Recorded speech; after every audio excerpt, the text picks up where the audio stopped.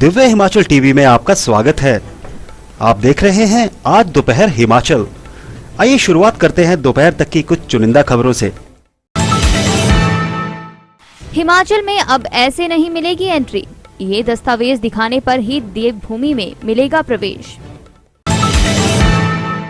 Chandigarh Manali national highway पर 7 मील के पास truck पर गिरे पत्थर, चालक घायल।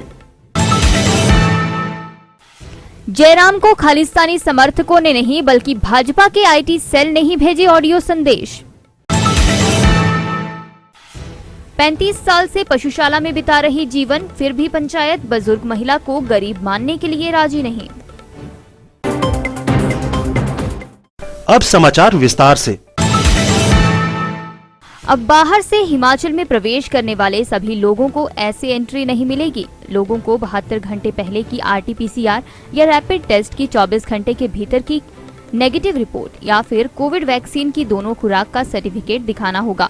डीसी ऊना राघव शर्मा ने स्पष्ट कहा है, इन तीनों में से अगर प्रवेश करने वाले व्यक्ति के पास कोई दस्तावेज नहीं होगा तो उसे प्रदेश की सीमा में प्रवेश नहीं मिलेगा। वहीं जिला ऊना में रक्षाबंधन को लेकर जन्माष्टमी तक जिला भर में गुग्गा जाहर वीर की मंडलियों द्वारा घर घर जाकर किए जाने वाले गुणगान पर भी रोक लगाई गई है। डीसी ऊना ने कहा, जिला ऊना में जिला के सभी धार्मिक स्थान केवल दर्शनों के लिए ही खुले रहने की अनुमति दी गई है, जबकि कीर्तन, भजन, जागरण तथा लंगर भंडारों पर प्रतिबंध रहेगा। सर, वहीं अगर बात की जाए, जिला ऊना में एक गुग्गा नवमी का त्यौहार जो है धूमधाम से मनाया जाता है और गुग्गा मंडलियाँ जो है वो घर घर जाकर गुणगान करते हैं, तो इसको लेकर प्रशासन के क्या निर्देश हैं? कोविड के मामले जो हैं वो निरंतर बढ़ते जा रहे हैं प्रदेश में, और उसको देखते हुए ये निर्णय लिया गया है कि फ़िलहाल जो गैदरिंग्स हैं, रिलीजियस गैदरिंग्स हैं, उन पे रिस्ट्रिक्शंस जो हैं वो सावन मास के महीने में कंटिन्यू रहेंगे, और इस दौरान कोई भी भजन, कीर्तन, जगराते, सत्संग इत्यादि जो है, लंगर और भंडारे, ये पूर्णतः प्रतिबंधित रहेंगे। इसी अनुसार जो जितने भी धार्मिक स्थान हैं उनको हमने जो है सूचना भी दे दी है कि केवल दर्शन करना जो है भगवान के, उसी के लिए वो अपना धार्मिक स्थान खुला रखें, और बाकी जितनी भी एक्टिविटीज़ हैं उनको अभी फ़िलहाल रोक के रखें।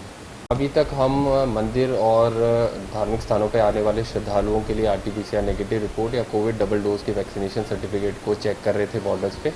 राज्य सरकार के आदेश अनुसार 13 अगस्त से सभी लोग जो हिमाचल के सीमाओं में प्रवेश करेंगे उनके लिए या तो कोविड डबल डोज का वैक्सीनेशन सर्टिफिकेट या 72 घंटे पुरानी आरटीपीसीआर रिपोर्ट या फिर 24 घंटे के अंदर ली हुई रैट रिपोर्ट जो है वो अनिवार्य की गई है।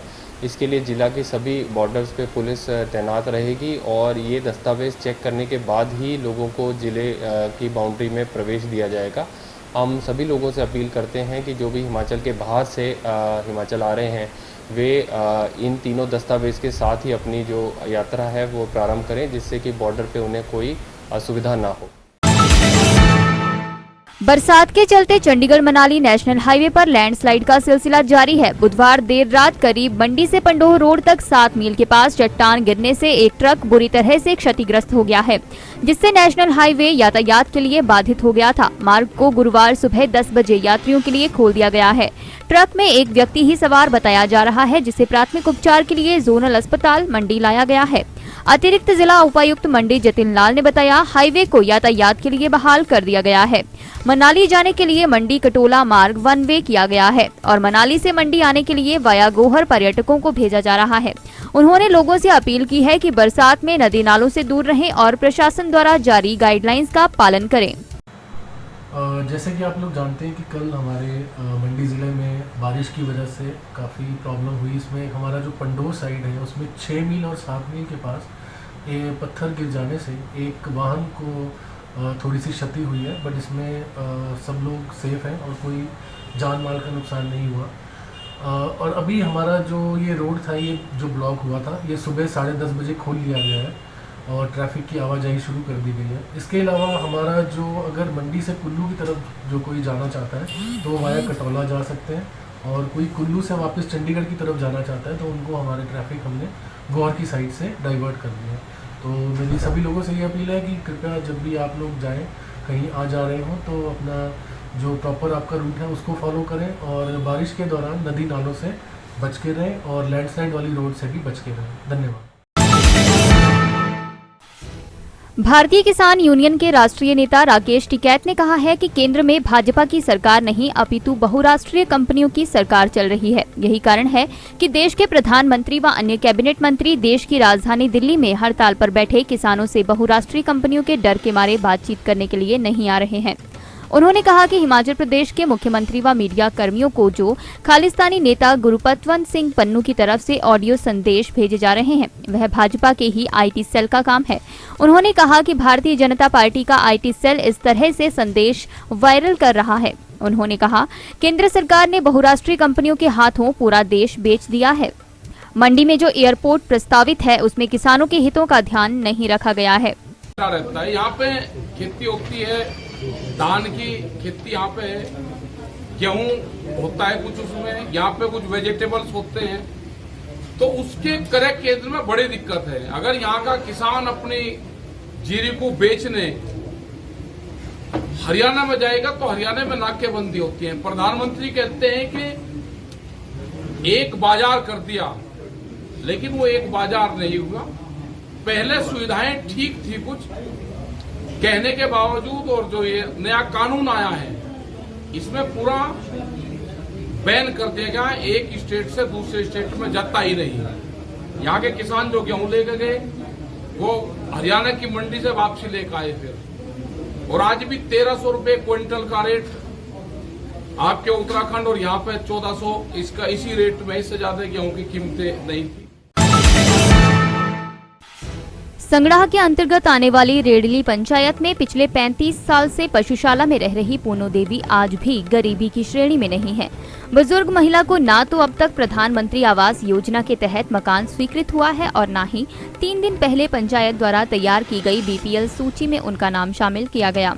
स्थानीय दिव्यांग देवेंद्र सिंह द्वारा एसडीएम संगड़ाह को इस संबंध में लिखित शिकायत सौंपी जा चुकी है। पूनो देवी जोड़ों में दर्द के चलते काम अथवा खेती करने में सक्षम नहीं है और 850 रुपए की मासिक पेंशन के सहारे इनकी 2 या 1 वक्त की रोटी चल रही है। एसडीएम संगड़ाह डॉक्टर विक्रम नेगी ने बताया शिकायत को आगामी कार्यवाही के लिए बीडीओ भेजा गया है। कार्यवाहक बीडीओ संगड़ाह हरमेश ठाकुर ने कहा विभाग हालांकि बीपीएल सूची में चयनित किए गए अपात्र लोगों के नाम काट सकता है, मगर पूनो देवी अथवा किसी अन्य शख्स का नाम शामिल करने के लिए केवल ग्राम सभा ही अधिकृत है। ऐसे लोग इलाज ना कता साल 35 साल हो गया तू 35 साल हो गया मु ना बीपीएल उठे तो पंचायत को उठे जे मेरा नाम बीपीएल था ये भगवान जब पंचायत ए जे मु ये जे काटे अब जेडी फिरे मु बेदन बाय बागुनी हां जी तेरी फिरे नुटी दी मिया।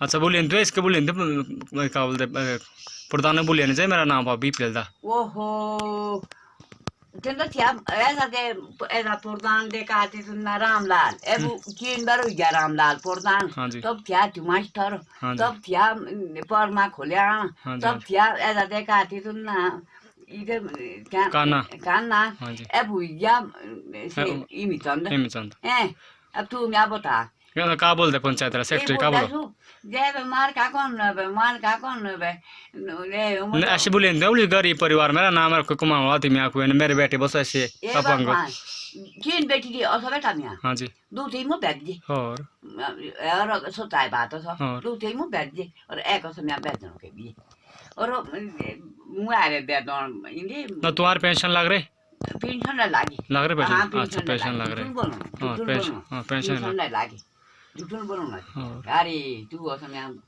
अरे राम हाँ ए देख मैं झूठ बोलना कभी अच्छा ए जब मुझे 35 साल हो गया घोड़कड़ी तारी लाई थी घोड़कड़ी तारी लाई थी मैं तो सबरे मारा ऐसा ही था सबरे मारा मुझ तो 35 साल हो गया जे जान तू पंचायत तो बोल दे जे इबन बड़ा नाम तो जल्दी बात जानी तो भाई अब क्या करे क्या ना बे क्या करो क्या ना अब तो मियां को बना दी तो ना दी और फोटो थोड़ी थी यार इंदे तो भी बना दी था तो भी बना दी चाय पीनी जी ना भी बना